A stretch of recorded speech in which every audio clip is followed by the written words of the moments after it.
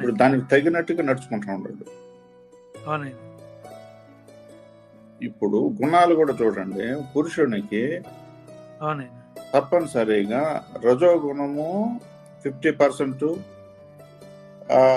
తమో గుణము సత్వగుణం 25-25 ఉంటుంది అవునండి. పై నుంచి కిందకి. ఇప్పుడు స్త్రీకి సత్వగుణము 50% ఉంటుంది, అవునండి. తమో గుణము 25, రజోగుణం 25. అవునండి. స్త్రీకి గుణము ఏ సత్వగుణం ఉంటే ప్రతిదీ కూడా అన్ని ఓర్పు సహనంతో తాను జీవించగలిగింది. ఎందుకంటే ఇక్కడ అందరిని, ప్రతి బంధాన్ని, ఇప్పుడు ఒక పుట్టినీళ్ళను వదలగలిగిందంటే ఈ ఓర్పు సహనం లేకపోతే ఎలా వదలగలుగుతుంది? అవునండి. ఎంత ఓర్చుకోవాలా? అవునండి. ఎంత ఓర్చుకొని పూర్తిగా ఇంకొక ఇంటికి వెళ్ళిపోవాలి కదా. అవునండి. ఆ సత్వగుణం అనేది బలంగా లేకపోతే వీళ్ళు పోయి ఇంకొకటి దగ్గర ఉండగలుగుతారా?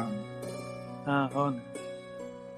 పూర్తిగా వేరే వాళ్ళ దగ్గరికి పోయి ఉండాల్సి వస్తుంది. ఇప్పుడు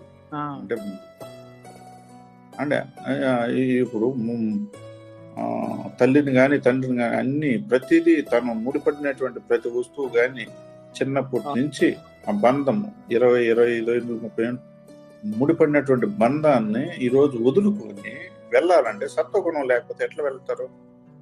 అవును.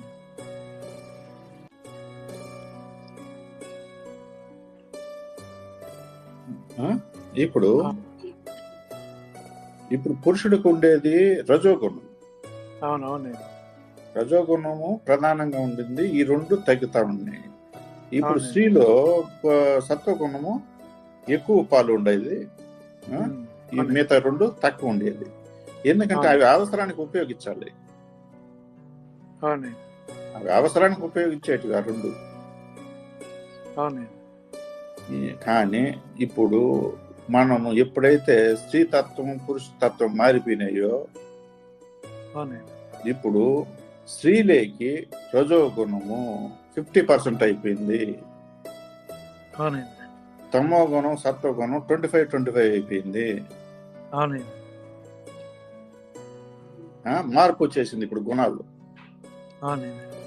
ఇప్పుడు